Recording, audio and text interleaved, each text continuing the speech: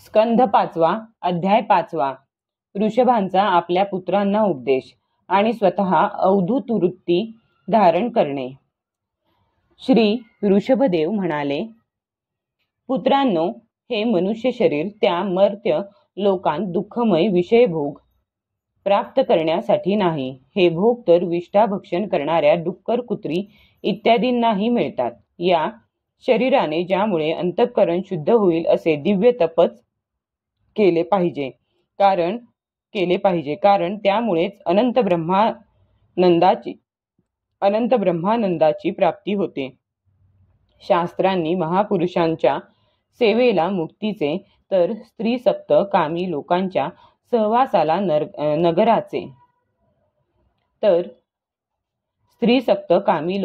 सहवासाला नरकाचे द्वार म्हटले आहे.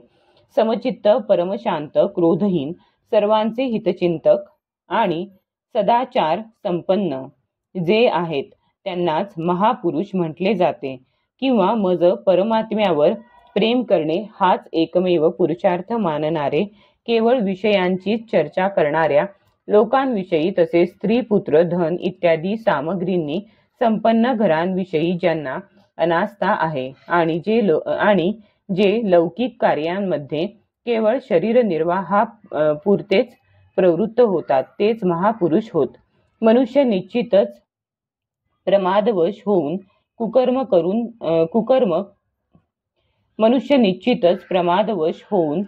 कुकर्मे करू लागतो. इंद्रियांना तृप्त करण्यासाठीच त्याची अशी प्रवृत्ती होते. मी हे योग्य समजत नाही, कारण यामुळेच आत्म्याला हे नाशवंत आणि दुःखदायक शरीर प्राप्त होते. जोपर्यंत जीवाला आत्मतत्वाबद्दल जिज्ञासा निर्माण होत नाही, तोपर्यंत अज्ञानाने देहादिकांमुळे त्याचे स्वरूप लपलेले असते. जोपर्यंत हा लौकिक वैदिक कर्मांमध्ये गढलेला असतो, तोपर्यंत मनामध्ये कर्मांच्या वासनाही शिल्लक असतात आणि त्यामुळेच देहबंधन प्राप्त होते. अशा प्रकारे अविद्येने आत्मस्वरूप झाकले गेल्याने कर्मवासनांच्या अधीन असलेले चित्त मनुष्याला पुन्हा कर्मांमध्येच प्रवृत्त करते. म्हणून जोपर्यंत मज वासुदेवात प्रीती निर्माण होत नाही, तोपर्यंत तो देहबंधनातून सुटू शकत नाही. स्वार्थामुळे वेडा झालेला जीव जोपर्यंत विवेकदृष्टीचा आश्रय घेऊन इंद्रियांचे चोचले पुरविणे हे व्यर्थ आहे असे समजत नाही, तोपर्यंत आत्मस्वरूपाचे विस्मरण झाल्याने तो अज्ञानामुळे विषयप्रधान असे घर इत्यादींमध्ये आसक्त होऊन राहतो आणि निरनिराळे क्लेश सहन करतो. स्त्री आणि पुरुष या दोघांमध्ये जो परस्परांचा पती पत्नी भाव आहे, त्यालाच ज्ञानी लोक हृदयाचे अभेद्य बंधन समजतात. त्यामुळे जीवाला घर, शेत, पुत्र, स्वजन आणि धन इत्यादींमध्ये सुद्धा मी आणि माझे पणाचा मोह उत्पन्न होतो. कर्मवासनांमुळे घट्ट झालेली ही हृदयगती गाठ सैल होते.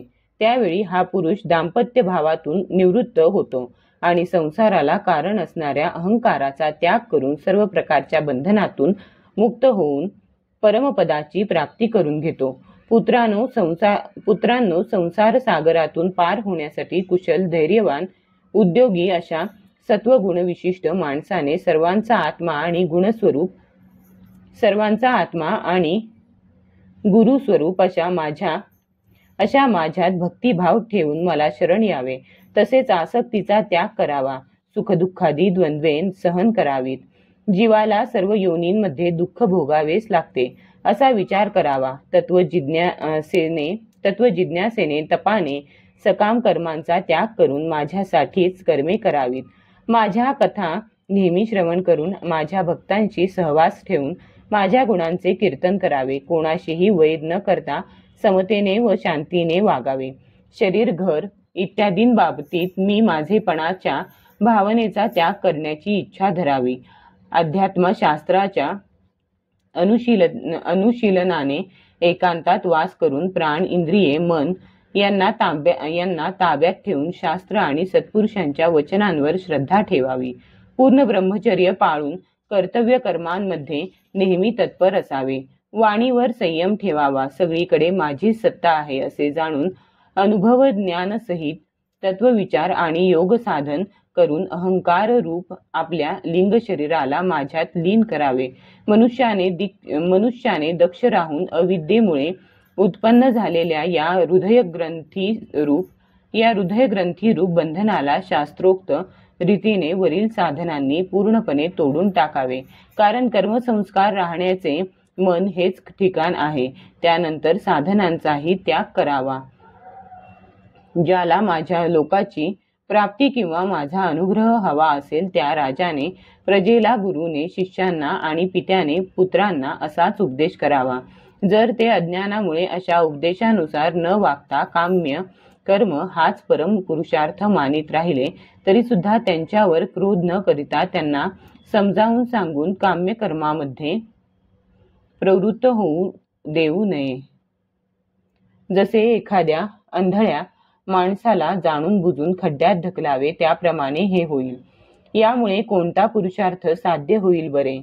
आपले खरे कल्याण कशात आहे ते लोकांना समजत नाही. म्हणूनच ते निरनिराळ्या कामनांमध्ये अडकून तुच्छ क्षणिक सुखासाठी आपापसात वैर बाळगतात. यामुळे अनंत दुःखांची प्राप्ती होते. या गोष्टीचा हे मूर्ख कधीच विचार करीत नाहीत.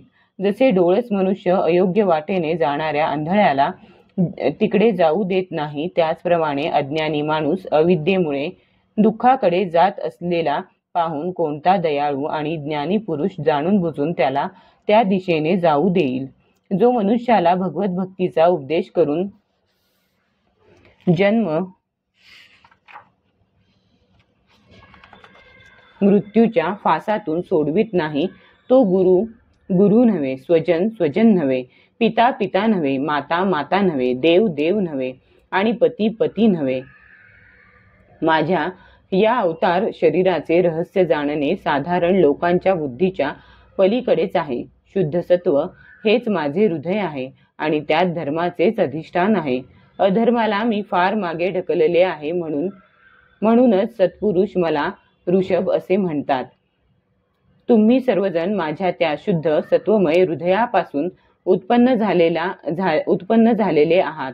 म्हणून मत्सराचा त्याग करून आपला मोठा भाऊ भरत याची सेवा करा. त्याची सेवा करणे म्हणजेच माझी सेवा करणे होय आणि हेच तुमचे प्रजापालन करणे होय. सर्व स्थावर वस्तूंमध्ये वृक्ष श्रेष्ठ आहेत, त्यांच्यापेक्षा चालणारे जीव श्रेष्ठ होत. त्यात सुद्धा कीटक इत्यादींपेक्षा ज्ञानयुक्त पशु इत्यादी श्रेष्ठ आहेत. पशूंपेक्षा मनुष्य, मनुष्यांपेक्षा प्रथमगण,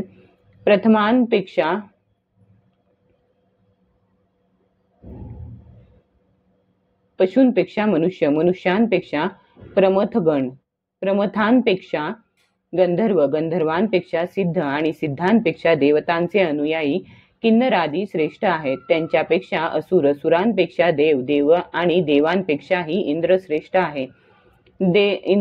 इंद्रापेक्षाही ब्रह्मदेवांचे पुत्र दक्ष इत्यादी प्रजापती श्रेष्ठ आहेत. ब्रह्मदेवांच्या पुत्रांमध्ये रुद्र सर्वश्रेष्ठ आहेत.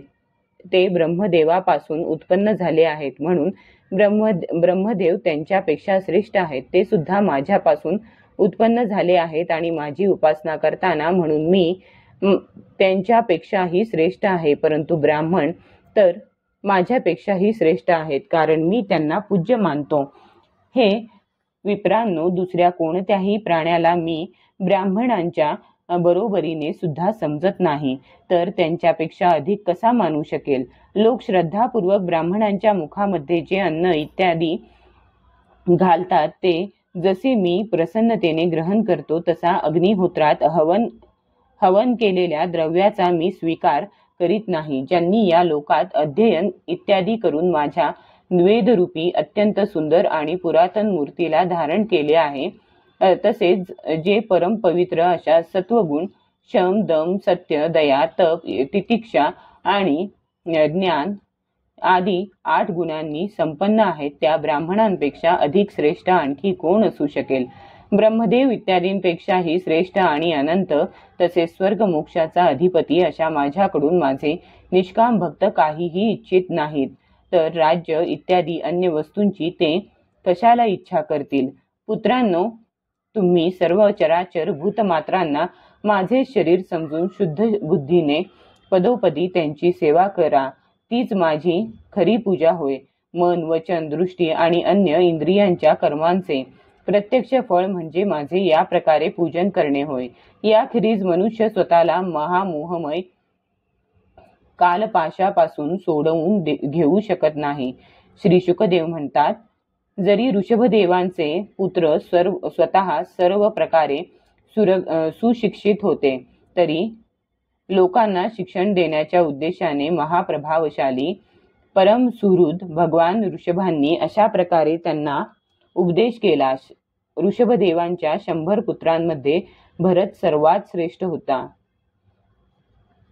ऋषभदेवांच्या 100 पुत्रांमध्ये भरत सर्वात ज्येष्ठ होता. तो भगवंतांचा परम भक्त आणि भगवत भक्त परायण होता. पृथ्वीचे पालन करण्यासाठी ऋषभदेवांनी त्याला राजसिंहासनावर बसविले आणि ते स्वतः उपशमशील निवृत्तीपरायण महामुनींच्या भक्ती, ज्ञान आणि वैराग्य रूप परमहंसांना उचित अशा धर्माचे शिक्षण देण्यासाठी पूर्ण विरक्त झाले. फक्त शरीर हीच वस्तू जवळ ठेवली आणि घरात राहूनही सर्वांचा त्याग केला. आता तर वस्त्रांचाही त्याग करून ते सर्वथैव दिगंबर झाले. त्यावेळी त्यांचे केस विखुरलेले होते, वेश वेड्यासारखा होता. अशा स्थितीत त्यांनी अग्निहोत्रीय अग्नींना आपल्यातच लीन करून घेऊन ते संन्यासी झाले आणि ब्रह्मावर्त देशाच्या बाहेर पडले. त्यांनी संपूर्णपणे मौन धरले होते. लोकांनी काही विचारले तरी ते बोलत नसत. जड, आंधळे, बहिरे, मुके, पिशाच्च किंवा वेड्यासारखे चाळे करीत ते अवधूत बनून इकडे तिकडे भटकू लागले. कधी शहरात, कधी खेड्यात, कधी खाणी, शेतकऱ्यांच्या वस्त्या, बगीचे, डोंगरातील गावे, सेनेच्या छावण्या, गायींचे गोठे, गवळ्यांच्या वस्त्या, यात्रेकरूंच्या धर्मशाळा इत्यादी जागी राहत. कधी डोंगरात, जंगलात किंवा आश्रमात भटकत असत. ते कोणत्याही रस्त्याने चालले तरी वनात फिरणाऱ्या हत्तीला माशा सतावतात, त्याप्रमाणे मूर्ख आणि दुष्ट लोक त्यांच्या पाठोपाठ जाऊन त्यांना त्रास देत असत. कोणी धमकावीत, कोणी मारपीट करीत, कोणी त्यांच्यावर लघवी करीत, कोणी थुंकत, कोणी दगड मारीत, कोणी विष्ठा किंवा धूळ फेकीत, कोणी दुर्गंध सोडीत, कोणी खरे खोटे बोलून त्यांचा तिरस्कार करीत. परंतु या गोष्टींकडे ते अजिबात लक्ष देत नसत. त्याचे कारण असे होते की भ्रमामुळे सत्य मानल्या गेलेल्या या मिथ्या शरीराविषयी त्यांचे किंचित सुद्धा मी माझेपण नव्हते. कार्यकारण रूप अशा संपूर्ण प्रपंचाचे साक्षी होऊन आपल्या परमात्म स्वरूपातच अखंड चित्तवृत्ती ठेवून ते एकटेच पृथ्वीवर विहार करीत होते. तरी सुद्धा त्यांचे हात, पाय, छाती, मोठमोठे बाहू, खांदे, गळा आणि अंगयष्टी अतिशय कोमल होती. त्यांच्या स्वभावानुसारच त्यांचे सुंदर मुख मधुर हास्याने स्वाभाविकपणे आणखी सुंदर दिसत होते.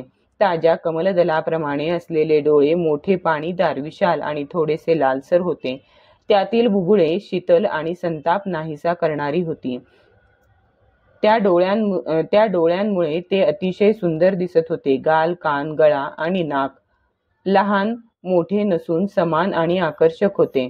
तसेच त्यांच्या अस्फुट हास्ययुक्त मनोहर मुखकमलाची शोभा पाहून नागरी स्त्रियांच्या चित्तामध्ये कामदेवाचा संचार होत असे.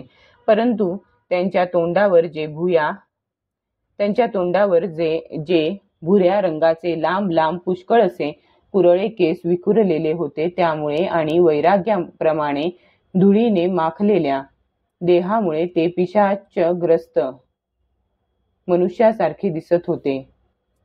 योग साधनेमध्ये हा समाज विघ्नरूप असून किळसवाण्या वेशाने राहणे हाच यावरील उपाय आहे, हे जाणून भगवान ऋषभदेवांनी अजगराची वृत्ती धारण केली. ते पडल्या जागीच खाणे पिणे, चावणे आणि मलमूत्र त्याग करीत आणि आपल्या टाकलेल्या त्या मलमूत्रातच लोळत असत. परंतु त्यांच्या मलमूत्राला दुर्गंधी तर नव्हतीच, पण चांगला सुगंध होता.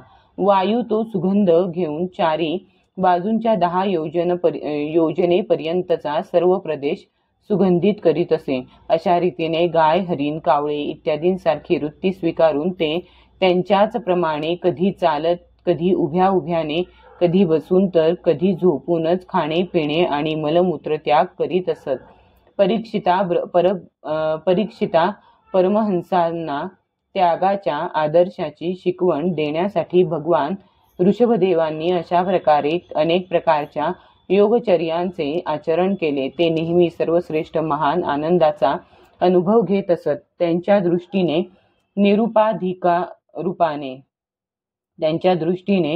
निरुपाधिक रूपाने सर्व प्राण्यांचा आत्मा आपल्या आत्मस्वरूप भगवान वासुदेवांशी कोणत्याही प्रकारचा भेद ठेवीत नव्हता. म्हणून त्यांचे सर्व पुरुषार्थ पूर्ण झाले होते.